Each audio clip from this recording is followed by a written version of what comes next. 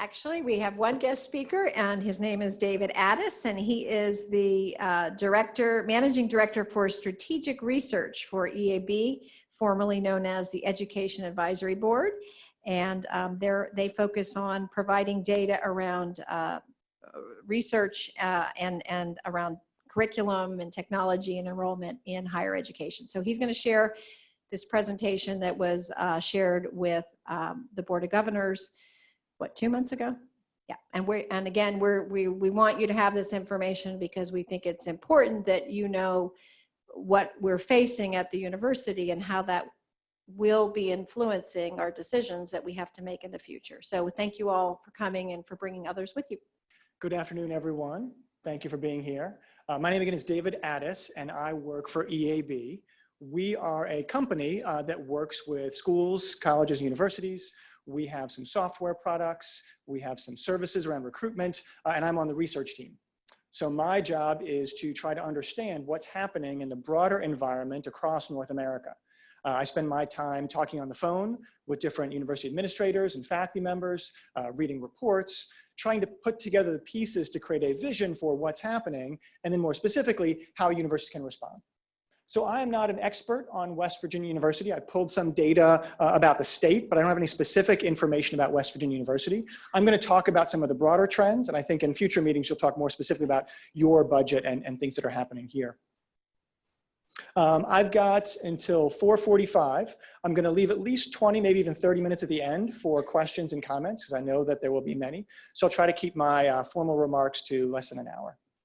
So I've pulled out here 5 of the big trends that we see in facing higher education. The first is declining state support for education, leading to greater tuition dependence. This is true across almost all public institutions. The second is fewer high school graduates, leading to increased competition to recruit those high school graduates. So public institutions are becoming dependent on tuition. It's getting harder to recruit those students as there are fewer of them. The third is a greater student focus on return on investment. That is, students, whether you're talking about traditional 18-year-old students or even working adults, they want to understand how much more money they will make after going to college than they did before. I will agree that is a very narrow way to assess the value of education, but for a range of reasons I'll talk about, that's what's driving a lot of their decisions right now. The fourth is that particularly in adult and online education, a number of universities have become what we're calling mega universities. So Southern New Hampshire, Arizona State University, Colorado State Global, Purdue Global. What they're doing is becoming really, really large in adult and online and making it more difficult for institutions that don't have that national or global profile to grow in those areas also. And then finally, I'll say a little bit about pressure on the traditional individual investigator model of research. We're seeing the growth of more team-based science, more science in collaboration with other partners as well. So I'm trying to cover a lot here, but I certainly won't cover everything that's relevant to WVU. And again, I'll provide a national perspective on things, but would welcome your comments about what's different or what's similar here in West Virginia. So you're not meant to be able to read all of this. This is a list of all the states in the United States ranked by how much public support they get compared to the average. So right in the middle there at 0 is the US average. The red line down at the bottom is West Virginia, meaning it is well below the average in state support per student compared to most other states. Not quite at the bottom. New Hampshire, Vermont, Colorado, Pennsylvania are a little bit lower, but still relatively low compared to others. You can see Alaska there is number 2, but they just made pretty massive cuts to there, so they'll be moving down on that ranking pretty quickly. So on the one hand, you've got lower state support than other states do. But what we see nationally, this is now national data, is that every state is becoming more tuition dependent. This is looking at net tuition, so from students, as a percentage of public higher education, total educational revenue. So what you see is the gray lines there, the gray bars, are recessions. What tends to happen in a recession is states cut back. They have to balance their budgets, they cut back their funding, they often allow universities to raise their tuition, but they never restore that funding after the recession. And this last recession has been particularly bad. So you can see that nationally we went from about 36% dependence on tuition all the way up to now over 48% dependence on tuition. If we look specifically now at West Virginia, this is from the state higher education executives officers. What you see here is the red line at the top is the number of full-time enrolled students. So you can see in West Virginia that went up and then peaked in about 2013. It's been coming down slightly since then. There are simply fewer students enrolled in public higher education in West Virginia. The lighter blue bars at the bottom are public educational appropriations per student. So we can see that peaked in about 2008, and it's been coming down every year since then. So the state is not only funding you lower than other states are, but actually giving you less money per student, even as the number of students has declined. The green bars that are on top are net tuition revenue per student. So what you can see is that students are paying more and more each year. This is a pattern we see in just about every state across the United States. States are spending less per student, students are spending more in tuition, but you can see the total amount of revenue coming in is actually pretty stable. So universities, this is averaging across all West Virginia public institutions, getting about the same amount of money per student, but more of it's coming from the students, less of it is coming from the state. This creates a lot of different challenges. Most institutions were used to thinking of themselves as a public institution, funded by the state and not a for-profit or even a non-profit private. But as you become more dependent on tuition, it means that you start to make decisions that will influence the tuition that you get. So there's a lot of pressure to grow the number of students that you have. That will bring in more revenue. There's pressure to bring in out-of-state students or international students who pay higher rates, or to bring in professional students who might pay more as well. Those market pressures have become much more intense, particularly as that public funding goes down.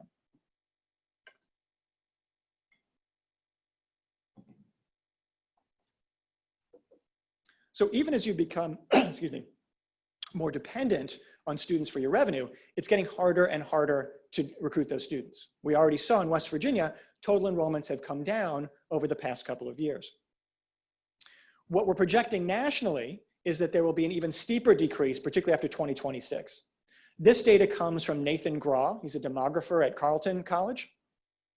What he's done is looked at the demographics of 18-year-olds, which are relatively easy to predict. We can look at birth rates, and then 18 years later, we can predict about how many 18-year-olds there will be. So what he's shown is that we've already seen a slight decrease projected to 2021, but not too much, about a 1%. That's nationally. We've already seen steep declines in New England and in the Midwest as well, where they're down 15 or 20% already.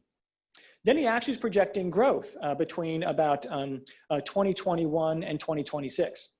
But then you see in 2026, we see a very steep decline. There's actually a pretty simple explanation here. This is 18 years after the Great Recession. So during the Great Recession, 2007, 2008, the birth rate in the United States plummeted. It went way down because of the recession. People stopped having babies. It has not yet come up. So we are at some historic lows for birth rates, which means there simply won't be as many people turning 18 when we fast forward to 2026. So again, this has already been hitting New England and the Midwest, and you've probably read stories about New England colleges closing, only a handful so far, and problems in Illinois and other places like that. These changes are coming to the rest of the country as well.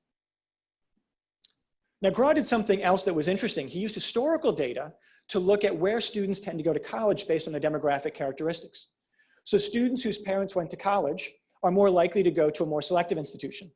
Students whose parents didn't go to college are less likely to go, more likely to go to a two-year college. He looked at things like race and ethnicity, he looked at income, and he assumed that students in 2026 will make similar kinds of decisions to decisions they made back in 2007 or whenever he had the data from. And what he finds is that he's actually anticipating a growth in demand for what he calls the elite higher education institutions. He defines that as the top 50 research universities and the top 50 liberal arts colleges. He, in fact, expects about a 7% growth in demand for those institutions. So even as there are fewer students, a larger percentage of them will want to go to those elite institutions, in part because we're actually going to see fewer first-generation students, because we've actually made some pretty good progress in increasing access to college. And while there are going to be more low-income students, there's also more high-income students, so we have this bifurcated population. So you've already seen the headlines about wealthy students and parents who are clamoring to get into these elite schools and frankly doing sometimes illegal things to get into them. We don't expect that to change. There'll be huge demand for those elite schools. The question is whether those elite schools will open their doors or will they continue to be as selective as they are right now. We are seeing some of the large so-called flagship publics. So at University of Michigan in Ann Arbor, for example, or University of Alabama in Tuscaloosa, they are increasing their number of students and they're taking in more students, making it harder for those institutions that are not as elite or not as selective.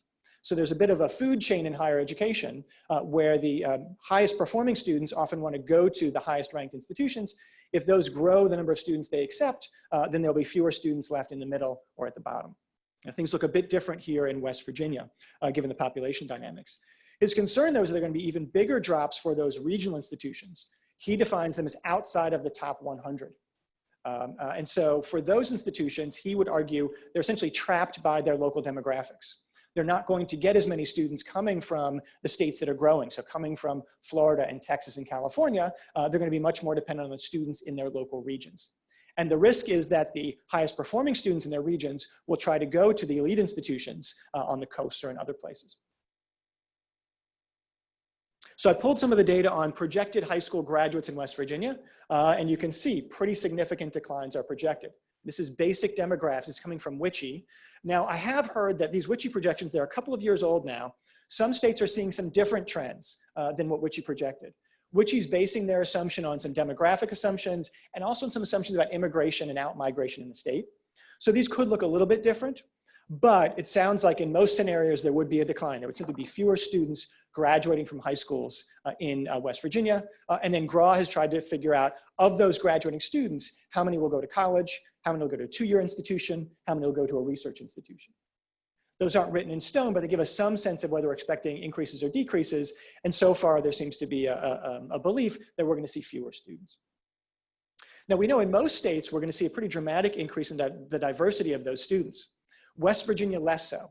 So WICHE also projects for public high school graduates what their race or ethnicity is going to be. So what you see here, they're projecting, this goes for 2000, 2010, 2020, up through 2030. They're projecting a decrease of about 2,000 white high school graduates by 2030. You can see for Black students, down in that second column, there's actually going to be a slight decrease in those as well. A little increase to 2010, and then down from there. Hispanic students, significant percentage rate growth from 54 to 393. It's still very few Hispanic students for the state of West Virginia. And then Asian students, even smaller. My daughter, I live in Montgomery County, Maryland, in Silver Spring. My daughter goes to Blair High School, which is the biggest high school in the state of Maryland. And I just checked quickly, Blair High School actually has more Black, Hispanic, and Asian students than the entire state of West Virginia is projected to have in 2030. So what that says to me is that as you want to diversify, you're going to have to look outside the state as well and bring in more students from outside the state. That can be a challenge. We know that students who have not traditionally gone to college are harder to convince to go away to other institutions and to come to big research universities sometimes. But there are a number of different ways to support that. So what can you do? This is not a presentation about all the tactics. I'm going to focus on the changing landscape, but I did want to talk about some of the general strategies that institutions are taking to deal with this. First, most importantly, retain your existing students. Every university that I work with has an opportunity to retain more students. No one graduates 100% of all their students. And some are graduating less than 50%. So no matter where you are, you could graduate more students, retain them. That's often both the easiest way, the cheapest way to get more enrollments, but also, frankly, it's part of your mission is to retain and graduate those students. And you can do that through things like a student success management system. You use our Navigate software. Differentiated advisor roles, so having coaches, having faculty play a role, having professional advisors as well, and even leveraging financial aid. Right now, a lot of universities focus their financial aid on recruiting students for that first year, but they're not always thinking about how that financial aid can help students be retained later on if they hit some unforeseen financial difficulty, for example. The second is optimizing recruiting tactics. So looking at the way you manage financial aid, what I call affordability marketing. A lot of students don't understand how affordable an institution like WVU can be. They see the list price, they assume that's what they might have to pay. So showing them where there are opportunities for aid, what students like them tend to pay, helping their parents understand how to pay for college can make a big difference. And then having programs aligned with student demand, and I'll talk more about that in a few minutes. The third is recruiting a more diverse population. So again, we saw in West Virginia, there are going to be fewer students, still predominantly white students. How do you help other kinds of students see West Virginia University as a viable pathway for them?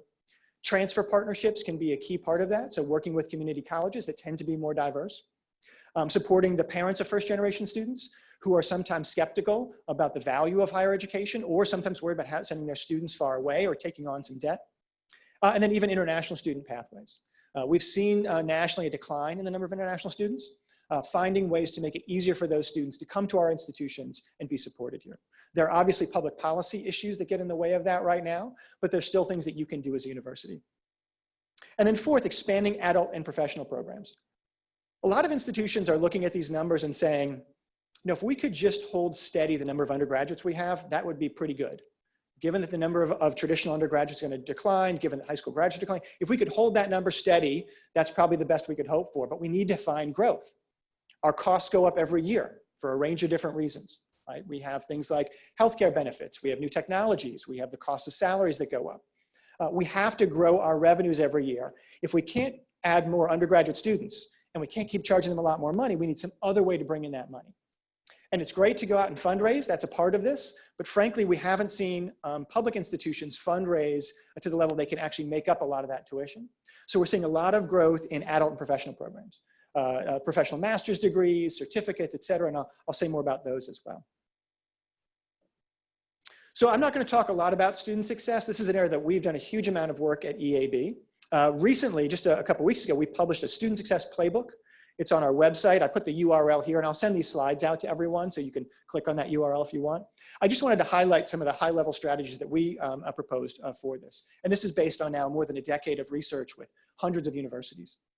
The first was eliminating registration and financial barriers. We find, particularly at large universities, there are hundreds, if not thousands of students who don't register and come back because they had a parking ticket. They had an overdue library book. They simply didn't get around to registering. So one of the simplest things to do is find out who those students are, call them up, and say, we can make that parking ticket go away if you want to come back and register. We've seen huge success with very simple tactics like that. The second one is supporting students with technology-enabled advising. Now, technology by itself is not a solution, it's not a silver bullet, but at a very large university, it's really hard to keep track of all the students. What we find is that the students who need help the least are the first students to show up for office hours, for tutoring, for advising. So technology can be a great way to identify students who do need help but aren't showing up. Students who missed a number of classes in a gateway course, students who failed a midterm. They don't know that they're off track. Calling them in to meet with a human being can be a key way to get them back on track. Building belonging and academic confidence. There's a lot of great work now on diversity and inclusion and the way which we can, both inside the classroom and outside the classroom, help those students who are anxious about whether they fit in on campus be successful. One of the things we see in the literature, excuse me, is that all students hit roadblocks in their first semester. But students whose parents went to college, like my parents, I knew when I hit that roadblock, I got a C on my first essay. I thought, I really better get some help. Talked to my parents, said, go to the writing center. I got support, I got over that. A lot of first generation students, they hit that roadblock and they think, this is proof that I don't belong here at college, and they walk away. So finding ways to help them see that is part of being a college student, it's natural, that can be very helpful. And then down at the bottom, delivering on return on education. Oh, thank you.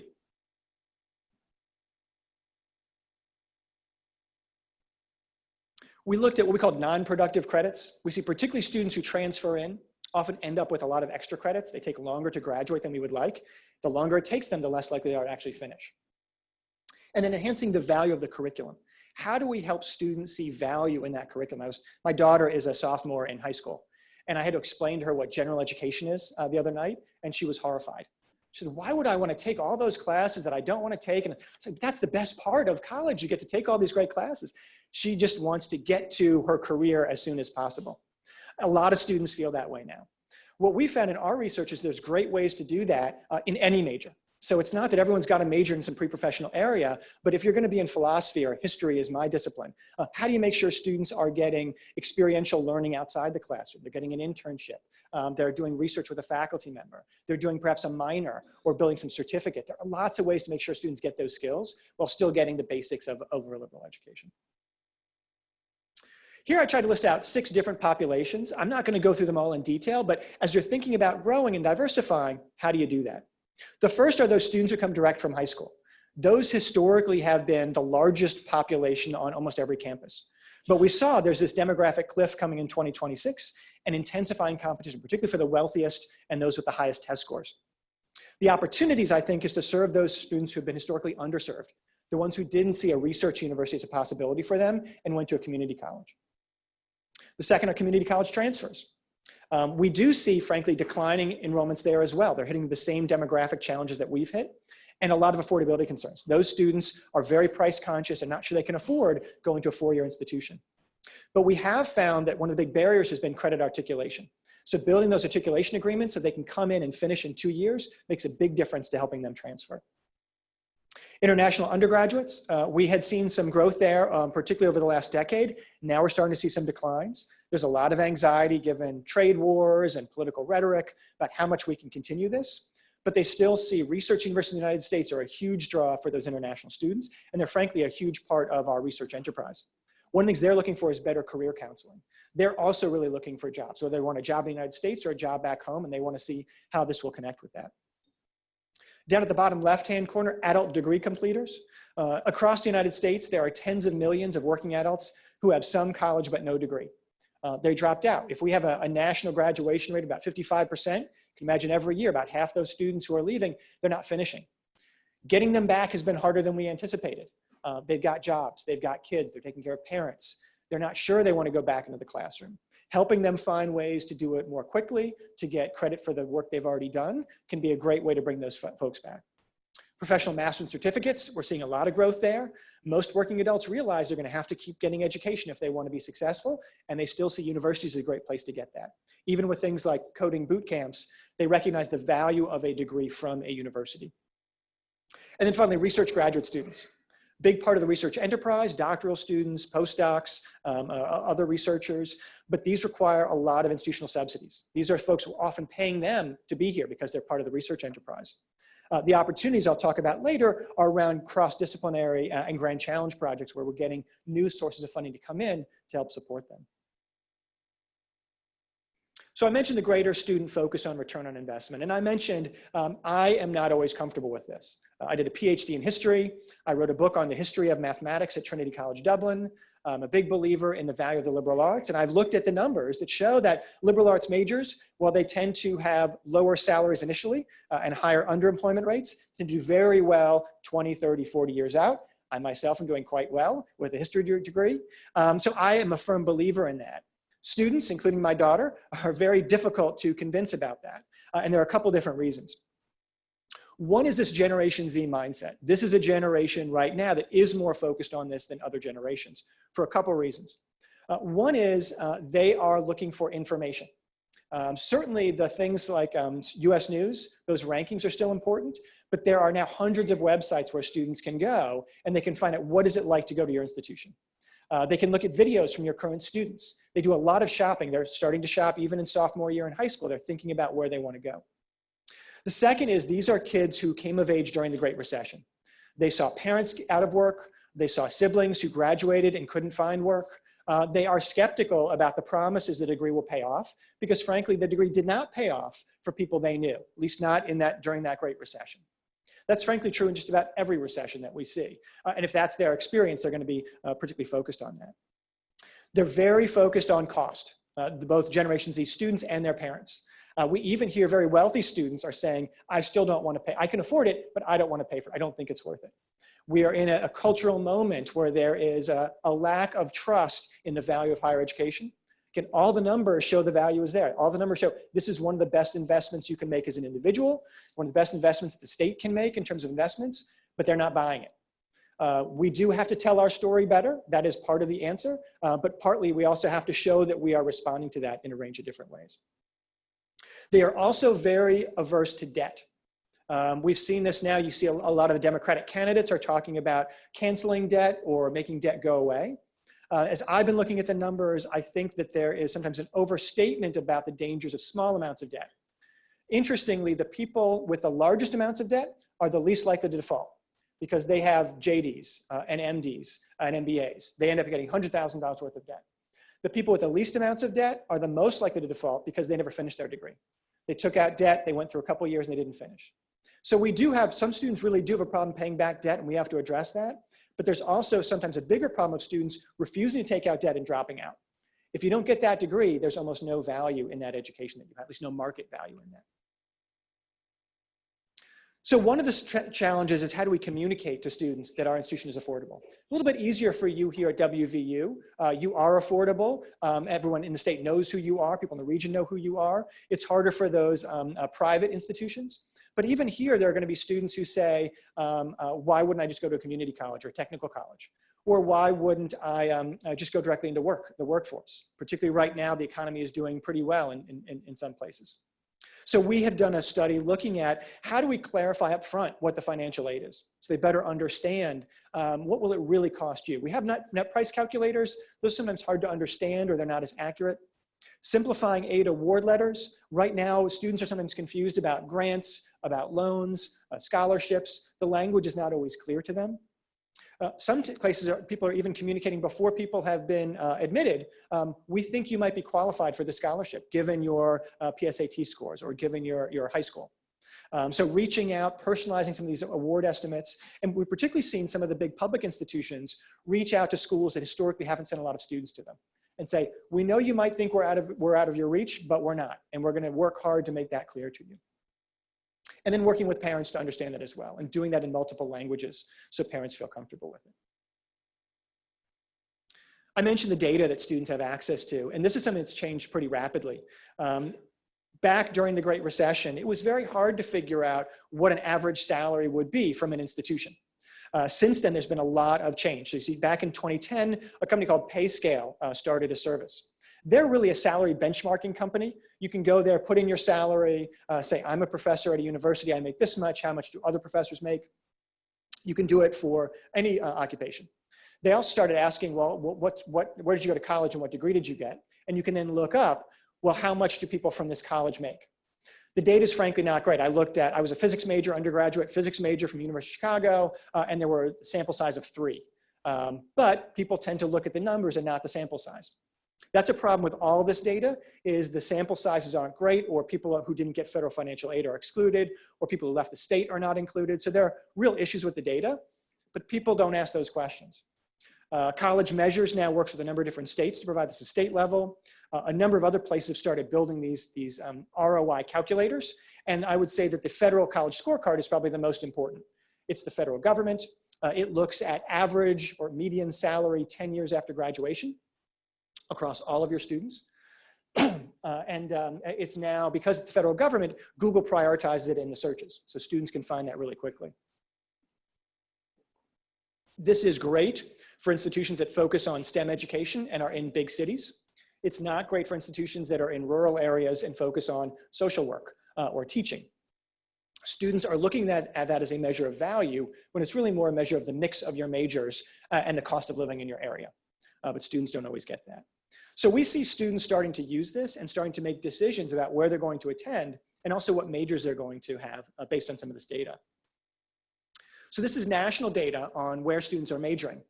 I put them in broad categories, and I looked at degree completions and how they changed from 2007 to 2015. The data is a little bit backwards looking. So these are students who completed a degree in 2015 versus those that completed a degree in 2007. And I'm just looking at the change.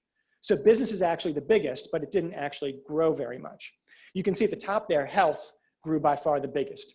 So about 90,000 more students got degrees in health. This is almost all nursing degrees than did in 2007. And that's in part because there's huge demand for nursing.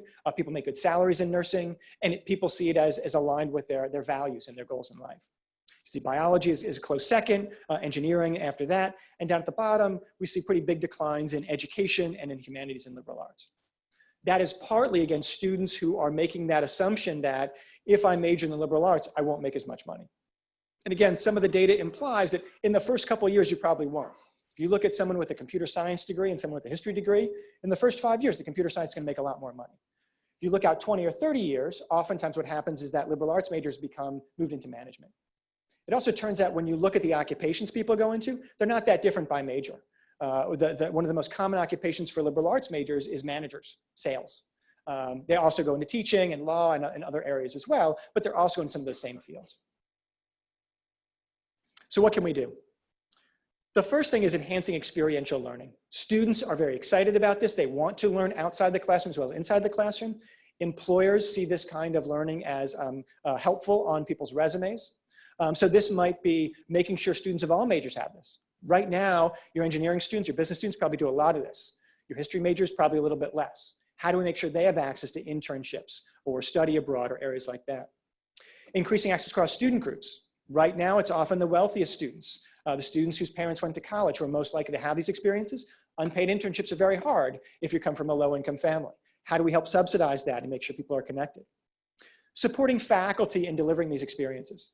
Faculty are often really great at undergraduate research and including students in that. They're sometimes less comfortable or less familiar with how to help students find an internship or do study abroad, although we're seeing changes there. Faculty don't have to be in charge of all this, but they are often the gateway of recommending to students, you might want to think about this, or I've got a friend who might be able to help you with that, or I can refer you to the office that works on that. The second is boosting career counseling. Every university's got career counseling. Most students don't show up until senior year, when it's not necessarily too late, but it could be much more effective if they came earlier. So some places are now trying to require early career exploration. We don't want students to decide in their first year what they want to be, but we want them to start exploring. Thinking about, hey, you should probably look for an internship after your second year. What would you want to do that in? Where would you want to try things out? What kind of community experiences might you want to get? Helping students communicate their skills is also important. We find one great experiment sent students at a career fair out. They were all English majors. Half of them were sent out to say, I'm an English major, I'm interested in jobs in your field. The other half were sent out to say, I have skills in communication, teamwork, and critical thinking, and I'm interested in jobs in your field.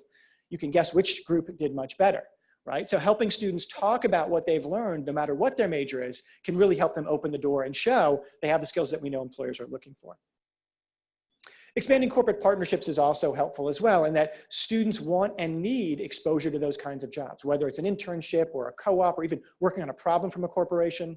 Finding ways where you can integrate those into the classroom or integrate those into a capstone project is a great way for students to get that experience, have things they can put on their resume without sacrificing the rigor of the curriculum. Aligning academic programs with career success is a little bit more touchy. Some faculty members are absolutely in favor of this, particularly in fields that are pre-professional. Others are very nervous about this. What would this mean if I'm a German professor? I don't want to align my program with career success.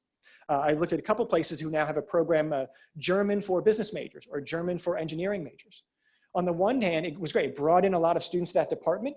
It helped them support their staff members, and it helped those students do really well and do great things. But for a lot of faculty in, say, German, that's not what they prepared to do. It's not what they trained to do. It's not what they want to do. So in some cases, there might be a sense of a trade-off there. In other areas, one program we looked at was a minor in publishing and editing in an English department that eventually became a major in publishing and editing. And at first, the faculty member said, we don't teach publishing and editing. And they realized that we can put on a major in publishing and editing that is 95% the same courses as we teach in our English major. They brought in an adjunct from the publishing industry. They added an internship and a capstone project, and they doubled the number of students who were English majors, who were majoring in the English department in that department. And so they said, okay, that was a pretty good trade-off. Students want to see the connection. We can show them the connection to, frankly, most of our graduates go into publishing and editing anyway, and we still have 95% of those courses that are still the core English courses that we teach. So I think that there are opportunities in every discipline to find some of those. You have to figure out what makes sense for your discipline and for your department. And then finally, measuring and communicating outcomes. Again, students want to see that ROI. If salary is not the best measure of outcomes for your program, and for most it's not, what are the best measures? Is it the graduate schools you place students in? Is it the experiences that students had? Is it the kind of exploration they have? We've seen people have great success by having student testimonials on their website, talking about why this program was so important for them. It doesn't always have to be about salary. It could be, I found my passion in life. I got the skills I needed to be successful at that. I made a difference in the world. There are lots of ways to communicate impact. Those other rankings websites are never going to do that for you, so you have to do that for yourself. The mega university. So if the challenge of growing undergraduates means we've got to look for postgraduate students, what are the opportunities there? We see a lot of this is online, although not all of it. Some of it will be hybrid or even face-to-face. It's important to segment out here. Online means different things for different groups of people. So the first column on the left there is residential undergraduates. And you might think, why would they want online courses? They're living here on campus. What we found is that online can be helpful for those students, in part because over the summer, they're typically not here. And you'll often find that in summer, students go back home, but they want to keep making progress. They take a course from a community college or they take a course from another university that offers online courses. And you might even look at and see them transferring those credits in, even though you offer those courses. Well, it's because you didn't offer them online. So offering those online will help those students make progress during the summer. We now even see during the year students who are working large schedules, students who are athletes, recognizing I can't fit in all the courses I need face-to-face. So we're starting to see some places, University of Central Florida, for example, about 20 to 30% of student credit hours are taken online, even by residential students. So this is important because I got to fit in my job, I've got to fit in my family. Online helps me have that flexibility. I want to be face-to-face when I can, but I can't always do that. It's a little bit different for professional master students. They're working, again, often taking care of a family. They might only be able to be on campus at most once a week, maybe over only once a month. So you need a program often that is much more focused on online. I called them the search and shop student because since they're looking online, they're now looking at a wider range of options than the residential undergraduates. So they might be searching on looking at websites from a for-profit university, from one of the large nonprofit online institutions, from a community college, and they're looking at price, they're looking at outcomes, trying to figure out what's the best fit for them. So to meet their needs, you have to be able to offer the kinds of programs that fit for them, but also be able to offer data on why your program is the best choice.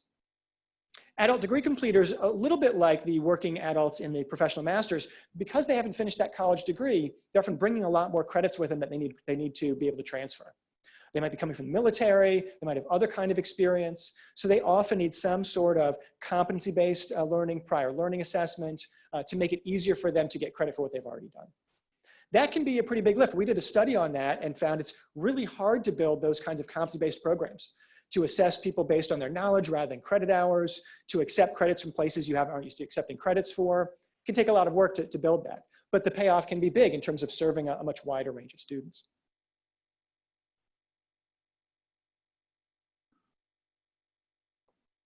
Now, this is a slide that I've been showing for quite some time, although the data is updated as of this year. I've now come to question how accurate it is, but let me give you the story first, and I'll tell you why I'm questioning it. This is a study by Carol Aslanian, and she surveys online students, and she asks them, how far do you live from the institution that you take fully online courses and programs from? And what you can see is that 2/3 of those students live within 50 miles of the institution. So this made us think, oh, online is still mostly local. Sure, you can take online courses from anyone, anywhere in the world, but most students take it from a local place, and there's some good reasons for that. One is they have an employer, or they want to be employed locally, and the employers know who West Virginia University is. They might not know what Northeastern University is. They might not know what Arizona State University is. They also want to have some physical contact with their institution. They want to be able to show up, maybe have some face-to-face classes. Some cases they want to come and use the gym. They want to talk to the registrar. They like having that possibility of face-to-face contact. And you can see down at the bottom, we saw that number ratchet up. So actually more students doing within 50 miles. Only about 15% took online programs from places that were more than 100 miles away.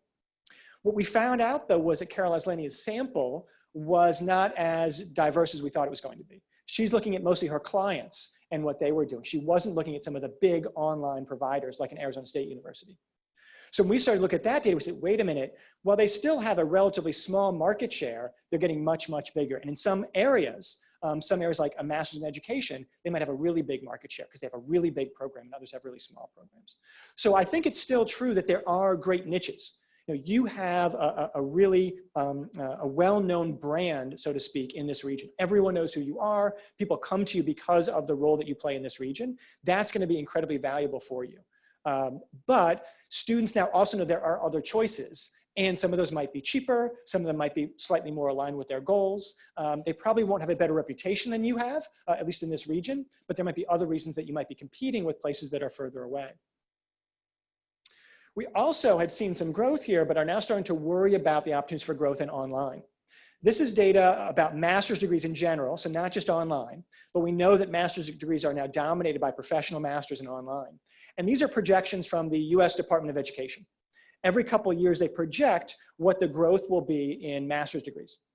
So the first line, the top one, that is the light gray dotted line that goes up to 1 million conferrals, that was the projection that the Department of Education made in 2014. So basically, right towards the end of the recession, they projected growth rates would keep going as they had during the recession.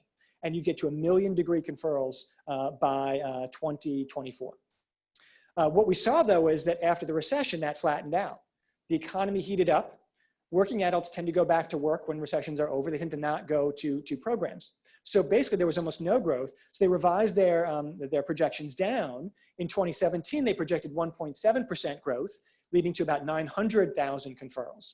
And then just recently, in 2019, they essentially projected no growth. So flattening out to about 837 conferrals. Now, I think they're, again, over-anticipating. When we hit another recession, we will see more students go back and get master's degrees. That's easy to say. They don't seem to be accommodating that in their projections. But we have seen a slowdown in the number of students getting master's degrees, and we've also seen a dramatic increase in the number of people offering master's degrees. In some fields, the number of programs being offered is growing faster than the number of students who are getting those degrees. So every program is getting smaller. It's kind of a gold rush mentality. Everyone's looking for some new aspect of growth. It doesn't mean there aren't opportunities to grow there, particularly for a place with a reputation like WVU. It does mean you gotta be really careful. You've got to do your homework to figure out what the real demand is going to be and offer a program that makes sense for those students. So I'm going to show you two charts that look kind of similar. This first one looks at 2007 to 2013.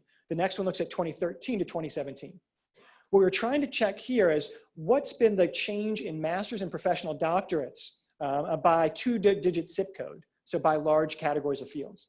What you can see is education, which is at the far right, had the largest number of degree conferrals in 2013, but it was at the horizontal line. That means it had almost no growth. In fact, it was just below the line. So it's the biggest in terms of master's degrees, but it actually shrank a little bit between 2007 and 2013. Next to the left is health professions, the really big blue circle there. So it's the second biggest, and it's growing actually really strongly. MBA general business was after that, and then specialized business. Law was still growing between 2007 and 2013. Public administration, engineering, computer science, et cetera, et cetera. So you see everyone except for education was growing. Now let's look at 2013 to 2017. We've got a pretty big shift here. So now health professions still where it was, now it's become the biggest and it's growing. Education shrinking. The general MBA is shrinking. Law is shrinking. A lot of smaller ones are shrinking. Specialized business, so master's in finance, that's still growing. Engineering growing, and computer science is way up there as well. Doesn't mean that you should cut all the programs at the bottom and start all the programs at the top. It does mean, though, that nationally we are seeing some trends. Some of these are very cyclical. With the MBA and with law, well, law I think you could argue is more of a secular trend. There's been a real change in that market. With business, again, when the economy is doing well, people don't get business degrees. So each one requires its own analysis, but it means it's harder and harder to just pick something and assume it's going to grow. This is, I want to recognize that I think for a lot of faculty members, there is anxiety about talking about markets, talking about customers, talking about business strategies. I was giving a presentation like this to another group. It was department chairs in the College of Arts and Sciences. And a history professor said, when you use the word market or customer, it causes me physical pain. So I want to acknowledge that many of you are probably feeling that physical pain as I'm talking about this. The reason that I'm talking about this is these are the conversations that your board of governors is having, that your cabinet is having, because their goal is to protect this institution from these threats. Their goal is to preserve and protect this institution. At least all the ones that I've worked with, that's what they want to do. And their understanding is that to do that, we're going to have to grow in certain ways that we maybe haven't in the past. We might have to reallocate resources to those areas as well. So those are difficult conversations because they can feel like an attack on the basic value of our disciplines, right? If here we've got the education is shrinking, but health professions are growing, does that mean that education is not valuable? Does that mean that we should fire faculty in education and hire more faculty in health professions? I don't think that's the right answer, at least not in that simplistic way. It does mean, though, we have to recognize if we have to balance our budgets, which we do, we're going to have to find ways to get more students to come into education, or reduce costs in education, or cross-subsidize education with the growth in health professions. There are a number of different ways we could talk about it, but it does mean recognizing we've got essentially a certain budget that's got to pay for all these different things. And I'm happy to talk more about that when people have questions at the end. So I mentioned the potential for growing concentration. Here we looked at what we call market share. So what percentage of students are going to different places? We found that the top 20% of master's degree granting institutions, it's 423 institutions, they grant 72% of all master's degrees. And the bottom 80% only grant about 28%. And that's got changed a little bit there. I think what was shocking is the far right-hand side there, we see that orange bar. We look from 2013 to 2017, all of the net growth in master's degree conferrals came from those top 20%. The big folks got a lot bigger, and the small folks didn't grow at all. At least net, they didn't grow at all. So you're seeing, again, when Purdue University bought Kaplan, they bought a for-profit university, it's because they wanted in on this. They wanted to go from being a small player in online to a big player in online, because they haven't increased their tuition in 7 or 8 years. They're not getting more money from the state government. We got to find some revenue source. We think this is it. That was a pretty radical move to make, to buy a for-profit institution, but they were making a bet. We can bring it up to some level of standards that we're comfortable with, and we can generate revenue that way. I'm not suggesting that you go out and do that, but I am suggesting you think about what are the sources of growth that we could find that could help pay for our basic mission. I want to say a little bit about what these programs look like too. I won't go through all these details. We've got a webinar that walks through kind of a tour of these new program features. What I think is interesting and exciting is these new programs for working professionals look very different from our traditional programs. They look different from the master's degree that I did in history. They are designed for people who are working and who want to move from one place in their career to another place in their career. So the 4 key features that we see are things like accelerated programs. Working adults don't want to spend, they're not going to take 2 years out to do a full-time MBA. They want a 1 year or an 18-month program, or they want an 8-week boot camp because they don't need a degree. They want something that's modular. They want to pick and choose what components go together, even in areas like education. I want to do deaf education and urban education, and I want to put those 2 modules together, and that's my master's degree in education. Some places will let them do that. They want something that's experiential. Even working adults, this surprised me, even working adults want something that gives them actual experience because they know that's what their next employer is looking for. The degree is important, but they also want to show, I worked on a project for another corporation. I worked on a team. I delivered work that had value to them, and I did it inside a classroom context. And they want to be able to make progress by demonstrating mastery, not simply ticking off boxes of courses they took. I'm also hearing, frankly, that traditional age students want this as well. They want a 3-year bachelor's degree. They want something that they can pick and choose what they're doing. They want something that has experiential learning in it as well. It's easier for working adults to do these changes because often you're doing it in either a non-credit environment or some sort of online program where you can make more changes. I think we're going to see a lot more experimentation here. I don't expect that we're going to see the for-profits come back the way they were before, and I don't expect that things like coding boot camps will dramatically impact the enrollments in 4-year institutions. In fact, what I'm seeing now is universities saying, we've got our own coding boot camp, or we've partnered with a coding boot camp. So you can have that and your degree in philosophy at the same time. So I think there's a lot of opportunity for collaboration there. And finally, I want to say a bit about research. I know research is core to the mission here at West Virginia University, and we've done a lot of work on how this is changing. It's also changing in ways that I think are sometimes frustrating to faculty members.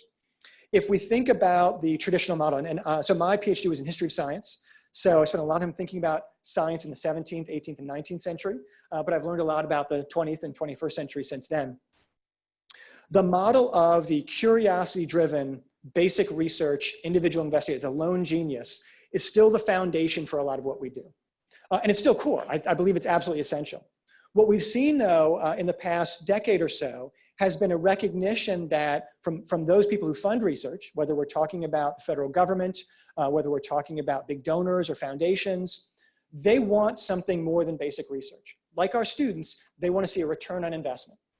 Again, we can show that basic research has great payoffs, they just take a long time.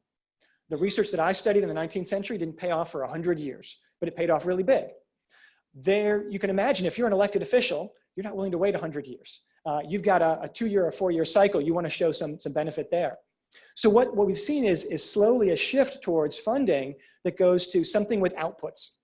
I want to see, publications are great, but I also want to see patents.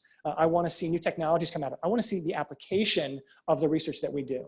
You think about the Gates Foundation as a great example, right? When Bill Gates and the Gates Foundation funds research, they don't want to see publications, they don't want to see a conference, they want to see an impact on the world. And they want to see it in a short term. And frankly, a lot of billionaires who made their money in startups are very impatient for that as well. So there are downsides to that, clearly. We have to make sure that we defend the basic research, and we still have that. but we also need to find ways to engage those people, ensure that we can also do some of the more applied research or problem-based research. And that means a different kind of strategy for university research. We've got a group where we work with chief research officers at universities. And what they told us is we had, we call it the strategy of having no real strategy. We hire great scholars and we let them do what they're going to do. That was our strategy. Our strategy was hire the best ones that we can. So the ideas were we pursue every opportunity, or at least we allow them to pursue every opportunity. We approach each opportunity the same way. Right? We support faculty members, whatever you want to go for, that's great. We ignore competitor strengths and strategy. It doesn't really matter. We've got our people. They're all going to go after the same kinds of things. And I think this has been the hardest part. We assume faculty can go it alone. Right? We give them a startup package. We give them space. We might give them some graduate assistance. But basically, we leave it up to them to figure out what the opportunities are and to go after them. What we're realizing now is it's very competitive. Those individual investigator grant success rates have been ticking down. They need more support. They need help finding opportunities. They need help writing grants. They need help building teams. And so the research office has become much more proactive in that. Doesn't mean we don't let them do what they want to do. We're not forcing anyone to do anything. What we're doing, though, is helping them find opportunities if they're looking for them. So we've been looking at these large and complex opportunities. They might be opportunities with other universities where you're partnering them with a national laboratory, with a corporation. They're often around some grand challenge, the opioid epidemic, obesity, sustainability, all those buzzwords that you hear. That's where a lot of the new money is going. To win those, though, you need to have a team that's already in place where you can say, we've got all those groups ready to go. So I won't say too much about them, but it's a research development strategy, which is something most institutions didn't have before. So it's partly, I mean, saying, as a university, if we're going to make some big investments in a couple of areas, we can't do that across the board. Again, we still need to support individual investigators in every area, no matter what field they're in. But we need to be known for 3 or 4 big areas. So a lot of places in their strategic planning are saying, we want to pick 4 things that fit with our regional mission, that fit with where our strengths are. We want to put extra money in those areas so we can be the best in the world in those areas. That creates tension on campus because, gosh, if they're getting more, does that mean I'm getting less? If often it's STEM, health professions that are getting a lot of this money, does that mean we're disinvesting in the humanities? Most places will say, we'll give the humanities a little bit more, we'll give them a lot more, because that's where the revenue is coming from. So there's no easy solution to that. I'm not going to tell you what the right answer is. You're going to have to figure out on your campus how to deal with that. But the places that have done it well are winning $100 million, $200 million, $500 million grants to do this kind of work. Those can be transformative. I was just working with the University of Kentucky recently. They were in our offices. They've won a series of these $100 million grants around cancer, around health disparities. It's really been phenomenal and important for them. But there are people who feel left out of that on their campus. Now, I don't think that people have to feel left out in that in every one of these big grants, there are opportunities for social scientists, for humanists, for others to be involved in that. But they don't always want to. We don't want to force them to do that, but we want to make sure they see that those opportunities are there. So I've given you a lot to think about already. That was my second to last slide. So I want to leave plenty of time for questions and comments because I'm sure you have some. We have a microphone over here. So please go up to the microphone and I will be glad to take your questions. And I'll flip back to the folks online. Thank you for your presentation. My name is Paradis Family. I'm engineering, Statler College. What is the, in your circle, what's the definition of education? That's a great question. I think that the folks that I work with tend to be focused on education as what we deliver in the classroom. We educate students. So education ends up being degrees because we can count degrees. We can count how many we offer. We can count how many students complete. When we get into what does it mean to be an educated person, every institution has some sort of broad mission statement about what that means. What I found, though, is they don't have good ways of measuring it, in part because they don't all agree on that. I was talking to the provost earlier. We talk about how do you measure the quality of education? Everyone agrees we want high quality education. Most have that in their plan. Well, some people would argue that high quality education means we have the world's best scholars teaching in our classroom. Some say high quality means we have small classes or we have a low student to faculty ratio. Some say we are highly selective. We only admit the best students. It's a weird way to define quality, but nationally people define it that way. Some of the for-profits said we have highly standardized courses. That's how we define quality. It's kind of like a McDonald's standard of quality. We know exactly what we're going to get in every course. And what I find, even within a department, I don't see agreement on how to define quality in education.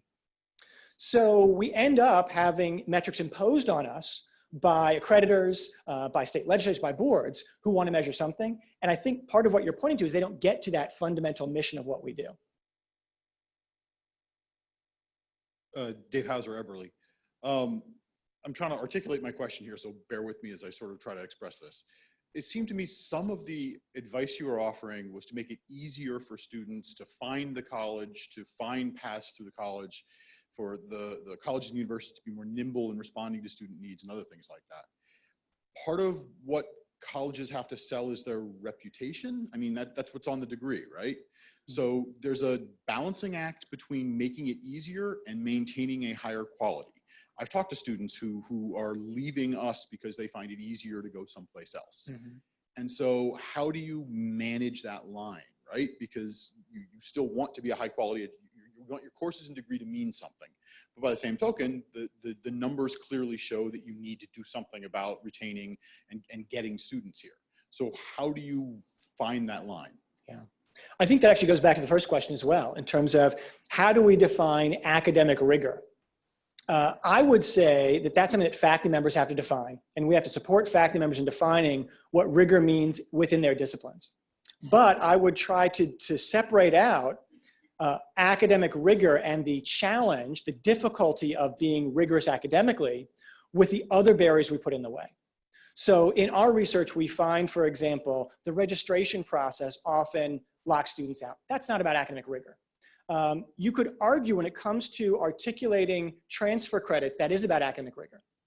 What I found, though, is in many cases, some departments are keeping out credits. One egregious case I saw, it was in the SUNY system.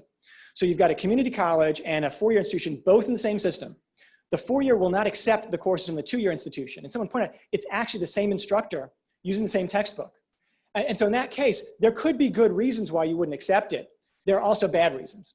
And so my advice would be to try to differentiate those. We do find there is a concern about coddling students today and a concern about making it too easy for them. We've tried in our research to find where are the stopping points that students have, whether it's particularly around mental health, for example. Accommodations are a great question. We know we need to have learning accommodations for some students. And some faculty are still uncomfortable with that. There's still a fear that is getting rid of rigor. I think it's a conversation that we need to have. I tend to focus on those things that are happening outside the classroom, to the degree that I've looked in the classroom at things like courses with low completion rates. We've got a report we did looking at how do you help students get through those gateway courses. And again, there's often that fear from faculty, you're telling me to just pass everyone. Luckily, there is now a great body of peer-reviewed literature of people looking at course redesign. It's like, actually, we can change the pedagogy. We can use the same assessments that we used before and show students are learning the same or more, even though we've changed it. So I think it's important to draw that distinction. Oh, over here, sorry. So when we look at the literature on retention, we see that incoming demographics play a key role in the ability to retain students. So like their incoming scores and socioeconomic status. One of your slides mentioned doing a pre-college preparation course. I wondered if you could talk more about what other universities have done effectively in that area. Yeah, so a lot of places now have some sort of pathways program. It's a little bit, it could be as short as 4 weeks before the semester starts. And it's often inviting students who are first generation, students who seem to be less prepared academically, often focusing on math or areas that are typically the stumbling blocks there. At first, it was really focused on academic preparation, but we've seen some programs, University of Nevada, for example, has one that was also about belongingness. How to help students be on campus for a while, have really small groups with mentors who look like them, who can help them feel like, okay, I'm getting used to this before the kind of onslaught of that first semester of college. So I think there are a lot of great, University of Texas at Austin even has one that's an online program. So it teaches students how to build a growth mindset, and it helps them recognize, again, this is gonna be a challenge. You're gonna find some challenges when you get here. Everyone does, but here's how you're gonna make it through. So there are a number of ways now to engage them. I think even leveraging community colleges to do that. So recognizing that many students aren't gonna make that transfer leap, but working, in some cases, having some of your advisors on the community college campus, having those students take some classes here, just making that transition easier makes a big difference. I think we're now, there was a time, and there are still some folks who will say, we're admitting too many students. I've talked to some faculty members, some department chairs and deans who will say, too many students are going to college, they're not ready for college, it's lowering our standards. I think most people now are saying, it is our mission to serve the students that are out there, and we have to change the way we serve them. So we have to figure out what they need to be successful without lowering our standards. And some of that's got to happen before they show up on campus in that first semester. Scott Fleming, I'm with the Chambers College of Business, and I like your thoughts on this. I have a sense that 20 years or less in the future, higher institution is going to completely change the model. The model has existed for a couple hundred years, but we seem to be stuck in this rut where everything is a 3-credit hour. You've got to be accepted into a program, and yet the preferences for many of the younger folks, maybe even in their 20s and 30s, is to have more of a badged aptitude where things are micro-credentialed. They can take a particular aspect and get 1 credit and then stack these things. I'm kind of curious as to see your thoughts on how that is across the country. Additionally, we also have this mindset that you're not part of our community until you're accepted into a program. And quite honestly, if somebody wants to give me money to take a class in a graduate program, I don't need them to be accepted into the graduate program. If they want to take that particular class, they should. We shouldn't put that barrier in place that, I'm sorry, you're not accepted into the program, so therefore we've created this artificial barrier for you in the learning aspect. Yeah. Third point that I'd like to ask is that we've spent a lot of time talking about the instruction and the rigor of the content there. But I think what we've seen, particularly from the news this morning with Rowan College, there's the college experience and culture aspect that somehow we have to grapple with. In today's technology, how do we incorporate that aspect to provide a more meaningful overall learning experience versus just you are going to learn A, B, C, and then that's it. There's got to be more to it than that, because I just don't know if some of the younger generation can handle just the A, B, C. They need more of the social interaction and the other aspects of it. Thoughts? Thank you. Yeah, first I'll talk about the badging question. There's been a lot of press about badges. The idea of a badge is, what if I could get some sort of credit, not academic credit, but an acknowledgement, a certification that I have some skill. They've been particularly effective in areas like technology and programming, where if I'm an employer, I don't necessarily care if someone has a bachelor's degree for a coding job, but I want to know that they can do the coding. And it's pretty easy to demonstrate competency in ways that can be verified. And we always had the Microsoft Certified Systems Engineer and those types of certifications. That spread pretty broadly now, and people are saying, what if we had a badge for public speaking, or what if we had a badge for critical thinking? Right now, in most fields, there's still value in that bachelor's degree or that master's degree, and having that degree is more valuable than having a set of badges. I think we are seeing places that say having the degree plus badges is even more valuable. And so it's been pretty easy to add those on top, whether it was a minor or a track or a specific badge. I do see some people going to things like a coding boot camp and say, I don't need the master's degree if I can get this coding boot camp certification. I am less, I don't think that will have the radically disruptive effect until we see more employers actually say, I'm going to hire people who don't have a college degree. We're seeing some on the margins, particularly places like a Google that has such a rigorous employment hiring process themselves. In terms of the second point that you made about making it easier for students to access it, I think that's absolutely starting to happen already. We've seen a lot of schools of professional studies and some business schools really open up, offering things like the MOOCs. I think were an interesting example. The MOOCs were overhyped at first, and maybe still are. The idea that Harvard, MIT, and Stanford are giving away these free courses, well, you don't get credit for those courses. But now you can actually build a micro master's. It's not the same thing as having a master's degree from MIT, but there is some value to it, some signal to employers. And you can do that without becoming a student at MIT. And in fact, you can actually do some of those free courses and then transfer those credits in if you do become a student at MIT. I think we're gonna see a little bit more permeability there. And certainly as a working adult myself, there are things that I would like to learn from universities. I find it very difficult to find something that I find affordable and accessible to use, to take a single course or even come to a single lecture, and I'd be willing to pay for that. I think business schools will probably lead on some of that, but there are those questions around what gets academic credit and what doesn't. Okay. Thanks for your presentation. I'm Chris Pline. I'm from the Eberly College. I'm a faculty senator. I have a question for you on the revenue side of things. Are you seeing any developments or any innovations or best practices in differentiating between in-state and out-of-state tuition, or perhaps reforming that price modeling approach? Yeah, so for most institutions, the out-of-state tuition is much higher than the in-state tuition. And that becomes a way to draw in more students. As it gets more competitive though, I am seeing some institutions say, we're gonna offer in-state tuition to students in the region because we know they wouldn't come here otherwise. They might still be only 50 miles away, but they happen to be out of state. One example is University of Maine. They have very bad demographics in Maine. They're desperate to get students from Massachusetts. And so they have been offering not quite in-state tuition, but frankly, below in-state Massachusetts tuition to students and advertising on billboards all over Massachusetts. So I was at a UMass system board meeting and they were really nervous. Will students go to UMaine? Now, Maine had some restrictions that you had to have a pretty high GPA, you had to be well qualified, but they say they brought in a couple thousand students that way. So what happened on the private side is you probably heard about tuition discounting. All private institutions charge students less than the list price. Not all students, but most, and that discount rate is now over 50%. So if you see an institution that says that their tuition is $50,000, on average students are paying $25,000. That's now happening with publics as well, not quite to the same degree. So you might have a high out-of-state tuition, but you might give financial aid, whether it's merit-based or need-based. Some are doing that for international students as well. Historically, our international students were the wealthiest students from China or from India, and we charged them pretty high tuitions to come here. We see the same, even a worse demographic cliff coming in China and also political issues there. The biggest growth is in sub-Saharan Africa. There's just huge numbers of potential students there. They can't pay the same rate. So if we want those students, we're going to have to offer them much lower tuition.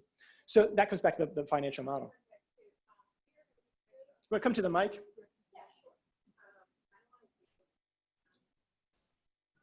I believe that Emily has asked Rob Alsop, our Vice President of Budget and everything, to come and present to you all on the budget, because I think it's important that you see the amount of scholarship leveraging we do to get out-of-state students here. So we may not be able to offer out-of-state students in-state tuition, but we do a great deal of scholarshiping to get those students here. And I think Chris, I think, provide more information for you and for others to understand the limits of what we can do in that area and also what we're already doing. So I didn't mean to interrupt, but I thought that was important. Now, I will say there are two risks there. What's happened with the private nonprofits is every time they increase their tuition rate, they have to increase the discount at least as much. So they might actually get less money. In fact, they did during the recession. They got less money per student, even as they were people complaining the tuition kept going up.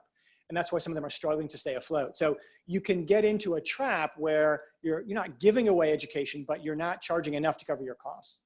The other is some of the publics have gotten critiqued for giving away too much merit-based aid and not enough need-based aid. Now there's often actually a blurry line between those two things, but you don't want it to look like you're giving lots of aid to wealthy students and not giving it to low-income students. So that's a balance you have to keep in mind as well. Should we check online and see if the other places want to ask a question? Kaiser or Beckley, do any of the senators in those two locations have any questions? No questions from Kaiser. No questions at WVU Tech. Got One more question. Hi, my name's Carrie Valentine, the College of Education and Human Services, and the statistics that you presented about education are quite alarming. Not surprising, but I'm just curious what other institutions are doing. Yeah, I think there we've seen a lot of innovation around how do we offer new kinds of educational programming, how do we adjust to a changing profession. I don't have a lot of specific examples for education, but I've noticed that law schools, for example, have said, what could we offer to non-law students? There are a lot of students who want, and I wonder if there are educational courses or programs or certificates that could be very interesting to someone like me who does corporate training, or for other folks who want to learn about education as it relates to some other passion or goal they have. Now that does sometimes feel like it's leading to competition, right? You're going to be taking students from other places or taking credit hours from others. But I think searching, if your traditional student population of in-service teachers is declining, how do you find other folks who might benefit from that? That's what I would suggest. Are we at the end of our time, or we have time for one more? One more question. Okay, last question. Sure. Thank you very much. Lori Andrus, School of Public Health, Senate Faculty Committee on Inclusion and Diversity. So you mentioned that there were opportunities for increased student enrollment for diverse students. And you spoke of first generation college students. There are, however, additional diverse students that may not be first generation. And I'm wondering if you have any suggestions about a sense of inclusion and diversity in terms of attracting them to the university. What are you seeing? Do you have any suggestions? Yeah, so we actually just did a study looking at all of the barriers to students who have been less represented on campus. And they start in middle school and they go all the way through to even career placement. So we tried to look through at each level, how do we deal with, how do we support students who are coming in with different levels of preparation, or students simply see us as a less welcoming institution. Some of that's the outreach. I focused on outreach around affordability, but there's also outreach you can do around being an inclusive environment. We had, at a recent EAB meeting, we had Sean Harper come and talk about the work he's doing at USC, looking at surveys of campus climate. And how do you create a campus climate that is seen as welcoming? That is difficult today, and maybe even more difficult today than it's ever been. Certainly the headlines that we're seeing from many campuses are making it seem even less welcoming to students. So finding ways to reach out and partner with high schools, with middle schools, with community groups, so they can get to know faculty, students, and start to see a role for themselves, bring alumni back to campus. We can definitely send you the report that we've done, because we also found once those students are on campus, they're also, often they're not getting the internships or the co-ops that they were looking for. They're not getting placed in the same kinds of jobs. At every level, we were seeing barriers, unintentional barriers, but barriers that were there. So I think it has to cut across the whole spectrum. Well, thank you all for your time. We'll send out these slides to you, and if there are follow-up questions, I'd be happy to answer them. Thank you.